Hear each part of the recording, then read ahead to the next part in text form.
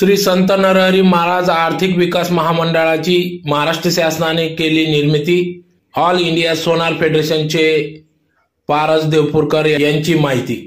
याबाबत वृत्त असे की भारतातील सुवर्णकार समाज शाखा, पोट शाखा समाज बांधवांना आर्थिक सहकार्य केल्याशिवाय समाजातील शोषित कारागिरांना व समाज घटकांना न्याय मिळणार नाही।